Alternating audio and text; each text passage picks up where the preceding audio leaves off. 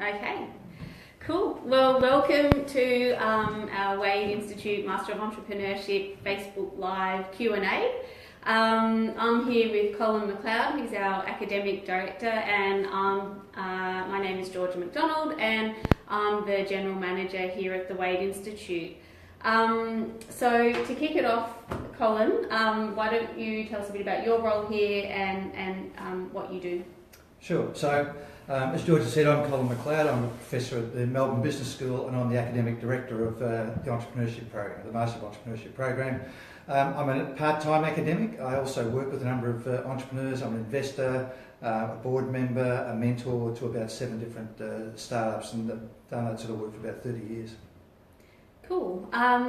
And so I'm the General Manager here at the Wade Institute. So the University of Melbourne's Master of Entrepreneurship is delivered here at the Wade Institute, which is a standalone building located on the grounds of Ormond College.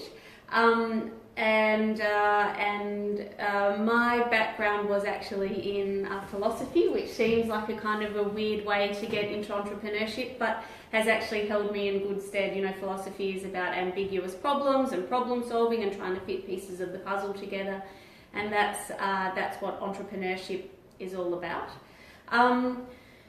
I should also mention that the reason that Colin and I are dressed up super fancy is that we're heading over to a special dinner here at Ormond College tonight with the Vincent Fairfax Fellows, and we're taking about 30 of our students and alumni to dinner with a bunch of C-suite executives from around Australia who have come here to do the Vincent Fairfax Fellowship, so that's why we're super dressed up and not looking very start-up-y at all. So we're going to tell you a bit more about the Wade Institute and the connection with the University of Melbourne, and a bit more about the Master of Entrepreneurship, but there are also some kind of other nitty-gritty questions that we want to get into as well, and so I'm going to kick it off with the big bad hairy one that people always ask, and that is, can entrepreneurship be taught? Colin? Well, I think a lot of people think that entrepreneurship is some sort of innate talent. And talent's an interesting thing. I spent 6 years working for the AFL, and virtually everyone in sport knows that talent's overrated. We know that people need to have a bunch of skills to go with that talent. So many people would know from their own experience, it's not always the most talented who makes a professional career as a sports person, a musician, just about any field of human endeavour. Around that, you need a set of skills. The second thing we know, particularly around entrepreneurship, is that most entrepreneurs don't fail to start, they fail to grow. And they don't fail to grow because they have bad ideas, they fail to grow because they can't actually manage the business that houses their idea. So they don't really understand how to manage people, they don't understand how to deal with investors, they don't understand how to deal with suppliers, channels to market, they don't know how to read financial statements. Now, all those things are familiar terms for anyone who's worked in management, but the world of entrepreneurship is very different to the world of general management. So imagine you've got to go and hire your first employee as a founder. Who will that person be? How will you write the job description for them? And more importantly, how will you compete to get the best people? And that's just a very small example of the sort of challenges that face an entrepreneur. An entrepreneur in the first year of their life in their startup will probably have to make 400 or 500 decisions, something like that. What's the skill about thinking about an idea that then carries over to having the skill to run a business? And the two aren't the same thing. And in fact, what we do know is that as time goes on, a lot of people who found businesses aren't in fact the people who make those businesses successful. They simply have the ability to found, they don't have the ability to grow. I always think that the geniuses of the people like Mark Zuckerberg, for example, is not just the ability to think of an idea like Facebook. That was an old idea. Or one of my favourites, Drew Houston at Dropbox. At the time he launched his business, there are 100 file sharing services. So it's not the idea, it's the ability to create a business in which to house that idea that makes them successful entrepreneurs. Running a business is a teachable skill. Yeah. And that's what we do here. Yeah. I think, what I often come across, you go to meetups and startup functions and things, and you meet a bunch of emerging entrepreneurs kind of working on their problem. And I think a lot of entrepreneurs will learn on the job, but that process is just really drawn out. And so the kinds of entrepreneurs that I meet at startups or at startup functions or at meetups, they've come to a roadblock, and they'll spend months kind of staggering around in the dark trying to, happenstance kind of serendipity sort of meet that right person, that right mentor, the right kind of advisor to answer that question until they move on kind of to the next problem to solve. And I think when you're learning some of the package of skills around entrepreneurship in a structured environment like here, you just shorten that time frame, so you're not spending as much time wandering around in the dark trying to get people to help you answer those questions, because I think that's how entrepreneurs learn when they're learning on the job. Yeah, and I think that structure gives people the opportunity to learn quickly. You don't always have to make your own mistakes. You can learn from those that are made by other people. I think the other thing is some interesting research that came out of one of the research companies in the US last year, a company called CV Insights, that a lot of people might be familiar with. And they asked a whole bunch of unsuccessful entrepreneurs, what happened. And basically they all said, we made products no one wanted to buy. And that's an interesting observation, because in the history of new products, about 90% of new products fail. And that's because people are very product focused rather than business focused. And so in many cases they're creating products that they fall in love with as founders. And it might be better than what's currently there, but they don't know how to test it in the market properly. They don't know how to work out what the size of the market is. They don't know how to understand what the opportunity is. And they think that people will fall in love with their product in the same way they have, because they've put so much time, sweat equity into it. And almost invariably, when people go looking for money, the problem that they can't answer is who's going to buy it. They can tell you all about what the product will do. They can't answer the questions about why will this be successful in the marketplace. So we try and turn people, I guess, from a product focus and a technical focus to saying, what's the problem you're trying to solve, as Georgia has said, and secondly, who's actually interested in getting that problem solved, and will they pay you for it? And they're the things most entrepreneurs don't think about, because they have a tendency to think people will fall in love with these products because it's such a great product. The world is full of great products that never worked. Yeah. I think we'll come back to the sort of the what problem are you solving question.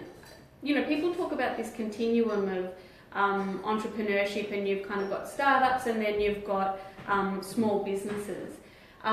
You did a PhD in entrepreneurship and in business. What's the difference? I think the language of entrepreneurship is quite confusing. I mean, in reality, anyone who goes into business for themselves is quite entitled to call them an entrepreneur. And we know that in Australia, for example, over the last decades, small businesses have actually been a great source of employment growth.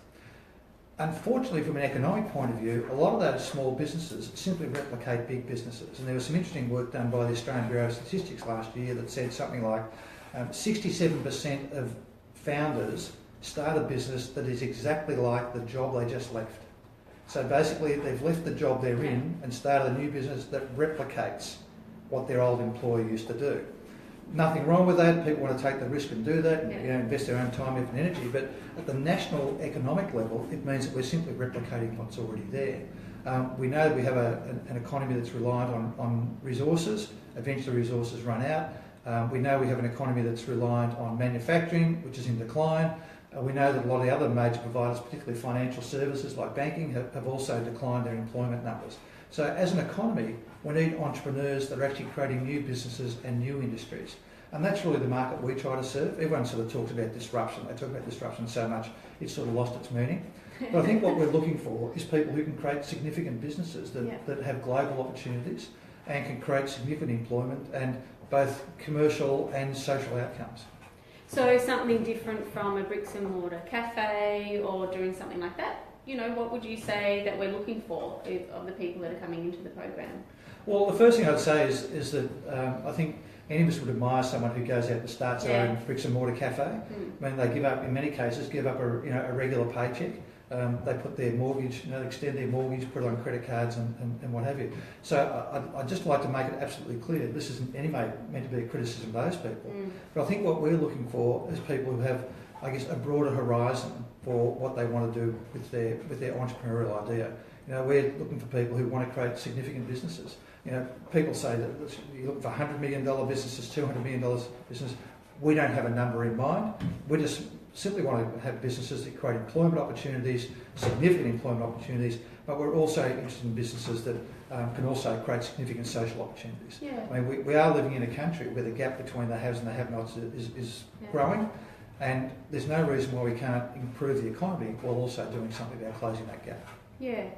I think the really interesting thing that I've seen a lot, both with our students and with other entrepreneurs, is that they'll often start on a bricks and mortar kind of business idea and will then cycle through to something more complicated and more complicated the next go around. Like we have so many students that started with an eBay hustle before they came into the program, and what all you folks can't see but behind the camera is one of our Ormond interns who is a university student and started a little side hustle on the side while she's been a student doing proofreading, and so that kind of entrepreneurial capability we see she's giving me love hearts. That kind of entrepreneurial driver and capability and talent you see in very early on, and it might be in something that's a bit more bricks and mortar. Not, you don't start necessarily with the kind of unicorn idea or the really disruptive idea. You build up your skill set, as you go along. Georgia and I were lucky enough to see a couple of guys from a US incubator called Techstars a couple of months ago. Yeah. And someone asked the question, when you look at potential investments or potential members of your Accelerate program, how important is the idea? And they ranked the idea number 6, and they said, we sort of put the idea in there. We actually don't think it's number 6, we just put it in there because people sort of think it should be there, but we look at the team, we look at the capability of the people in the team, we look at the market, we look at is it an interesting opportunity, and they're the things we look for. Is this a team capable of executing? Is this a market in which there is a genuine opportunity? Is this a market that's ready to be disrupted? Is an industry in which they're particularly interested? They sort of figure they're going to work closely with the entrepreneurs, so they might as well pick something that they think will be fun. Yeah. And so the idea goes right down the end of their list. And we tend to be the same way because education is about developing skill. Often incubators and accelerators are about helping you, as best they can, commercialise your current idea. And obviously you'll learn things along the way in doing that. What we're trying to do is help you develop skills that will help you think of lots of ideas, work out why they're good ideas, or more importantly, why they're not good ideas. Because one thing we know for certain, as human beings, we are terrible at predicting what people will pay money for. I mean, honestly, we are terrible at it. And so how do you test whether you've got something that's viable commercially, as opposed to an idea you're passionate about and your mum and dad love? And nothing wrong with love from mum and dad, but that may not be a career in the long term. So it is a journey, and almost invariably we find that people learn a lot about what they're good at. They learn a lot about themselves, because we know that there's some attributes of entrepreneurs.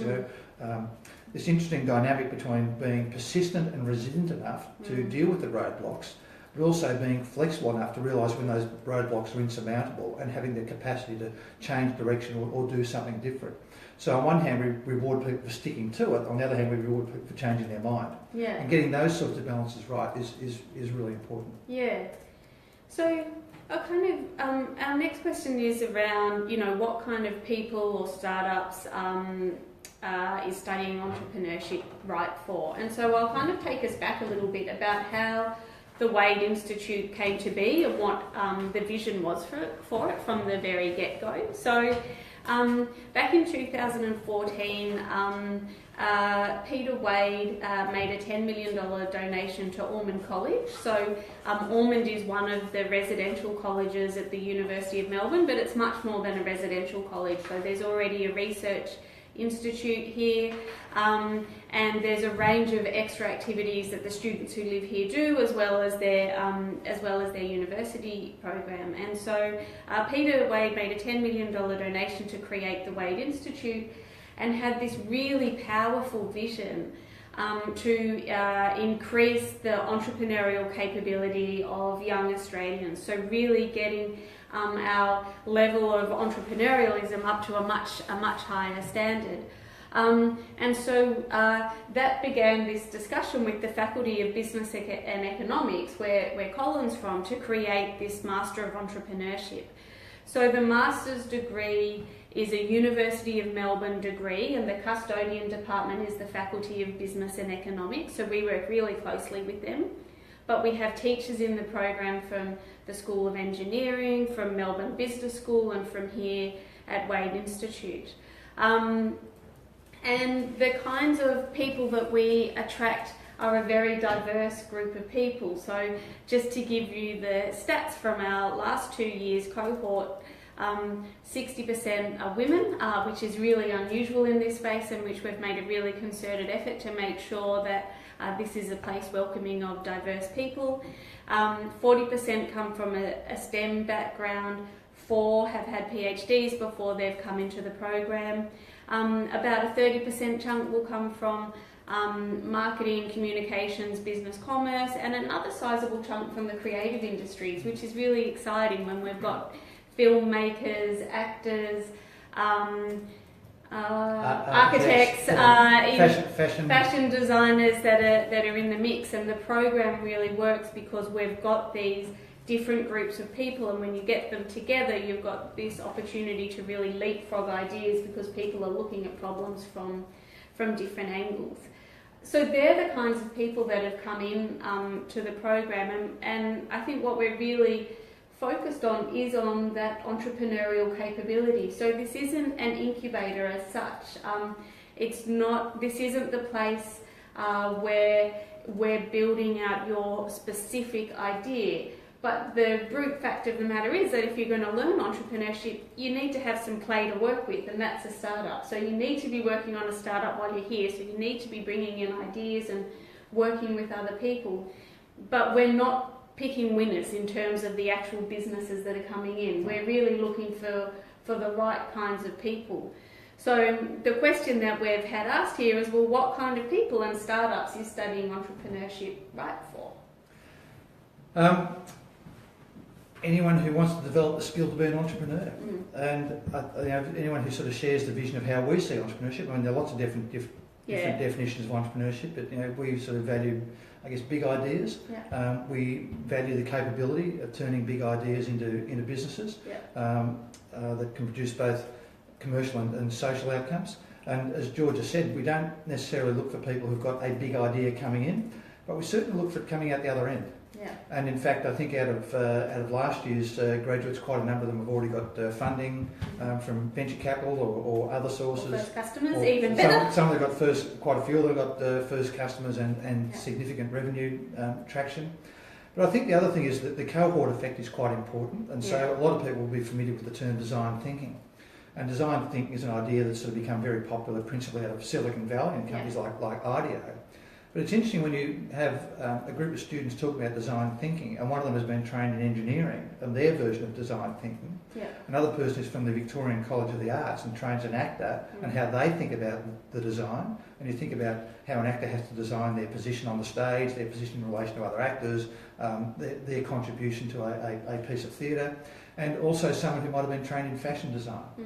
And so they all apply design thinking from the background of their discipline to come up with a model in which the whole is more than the sum of the parts. And so we say design thinking is important, but we also recognise there are different versions of it. And in the environment we try to create, all those different versions are able to contribute to the final outcome. Yeah. So I guess the people that are right to come into this program are people that are looking for an intensive and structured educational experience. Like with so many of these kinds of degrees, it really is what you put in is what you get out. And so people that are willing to really give it a crack, who are coming in to help their cohort as much as to receive help. It's for people who are at very early stages in thinking about their ideas and what they're working on. But we've also had a number of students come through who have already had a startup or a consulting business or a more bricks and mortar kind of business and realise that they kind of want to amp it up to that next level. And so we're trying to create a mix of people that are coming in into the program. The one thing I would add to that, I don't mean to scare anyone off, but I think most of last year's students, and so far this year, would say that this course is the hardest thing they've ever done. And to which I would say, won't you become an entrepreneur? Because that will be the hardest thing you'll ever do. And we're not a boot camp, or we're not training people to be special forces or anything like that. But we do want you to understand that being an entrepreneur is awfully hard work. Yeah. And we create an environment that will test you intellectually, it'll test you emotionally. Yeah. And the same people who will come out the other end and say it's the hardest thing I've ever done, but the best thing I've ever done. Yeah. And I could wheel all of last year's graduates through here that all say exactly the same thing. Yeah, I think that's really true, and so this is probably a good point to touch on, some of the practicalities of the Master of Entrepreneurship. Lots of people ask me, what's the time commitment, how long am I, what are, contact hours, all of that kind of thing. And what I tell people is that it's really hard, it really is intensive. This is a full-time job. When you're in the program, you should be thinking kind of 40, 50 hours a week of being here for classes, and then as well as the extra homework, the assessments and things that you'll be doing, but you'll also be building out your startup while you're here. The network is really important, and so you'll be attending a lot of events and like flashy ones like what we're going to tonight. And that takes time and that takes energy, and I think sometimes we kind of underestimate that, but I mean, even as part of our jobs, we need to attend, kind of events, and you need to be able to grow your network, you need to be able to build relationships with people, and that's actually a really important skill and something that takes time and energy, and that you need to kind of block out for and account for. Practically how it looks is that we've got a 1-year full-time program, and you can also do it over 2 years part-time, and that's primarily aimed at people that are already working on a business and can't afford to be committed full-time while they're in the program. But the full-time year looks like we have a summer intensive that begins around the first week of February. You then come back for 2 full-time semesters, which is end of Feb till kind of early June, and then second semester is end of July until beginning of November, and we have a winter intensive as well.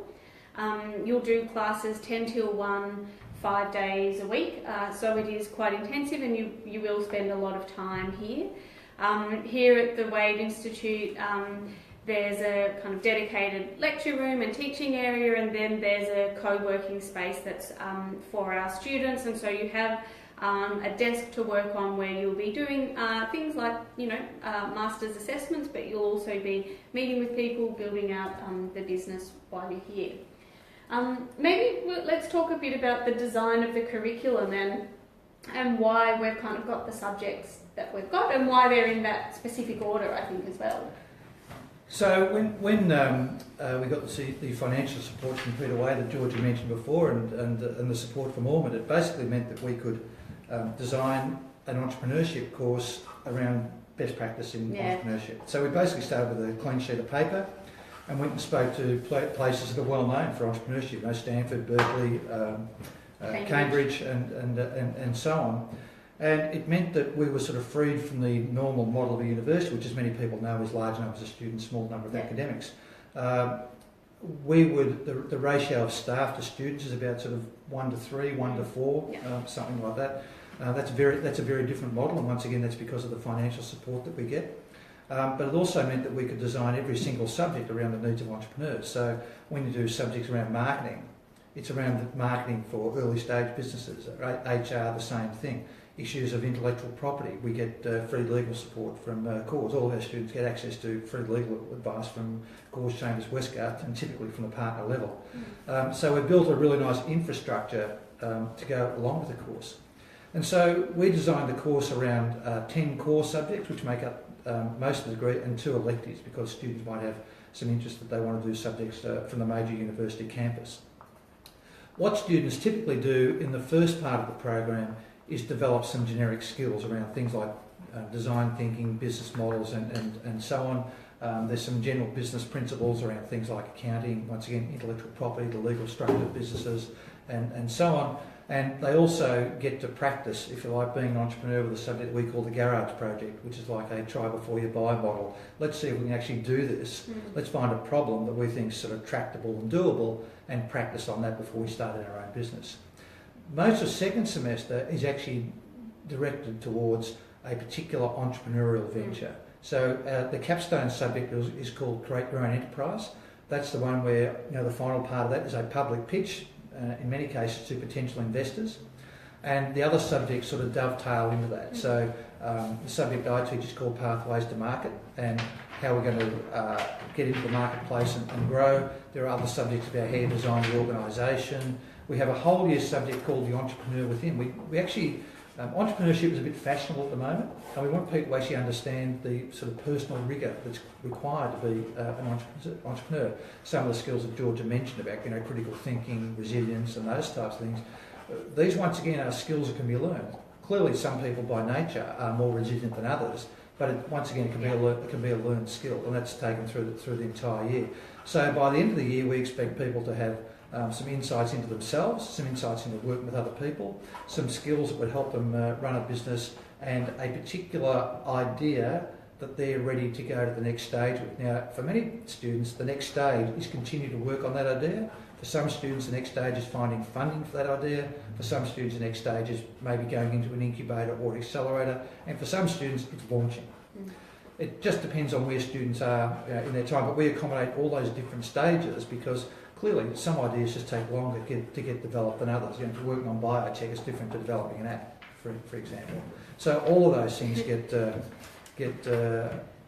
incorporated in the structure of what we're trying to do. Cool. Okay, so I'm getting flicked questions here in a super old school style way. Pencil and paper, which I like. So someone just wanting to know what are the requirements to apply.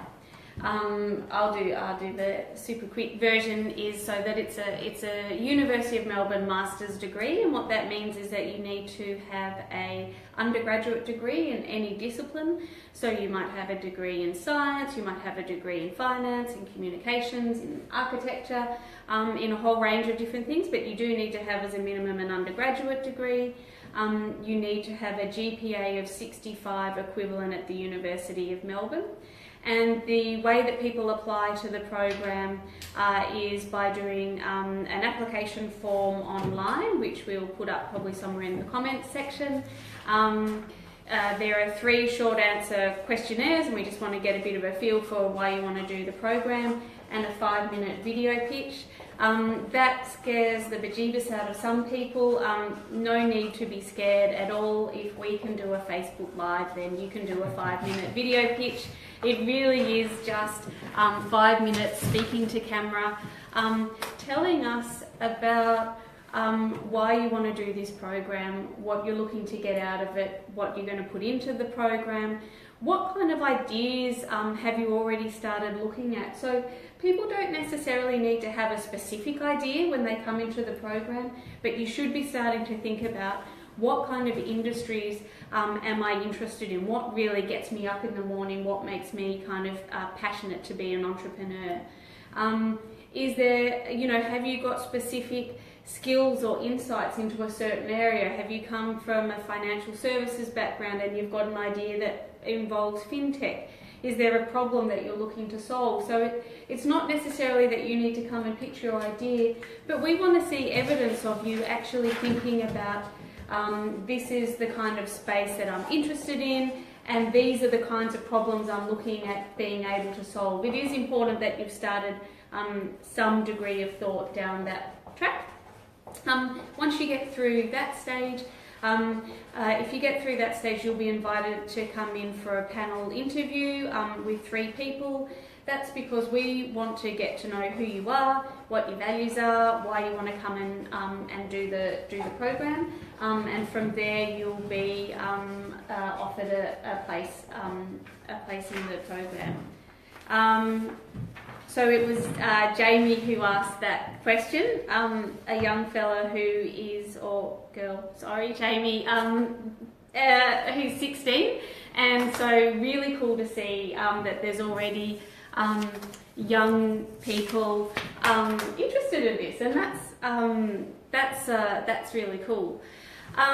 So Georgia Beattie, who's the head of Startup Victoria, has just asked us a question, and is an amazing female entrepreneur herself.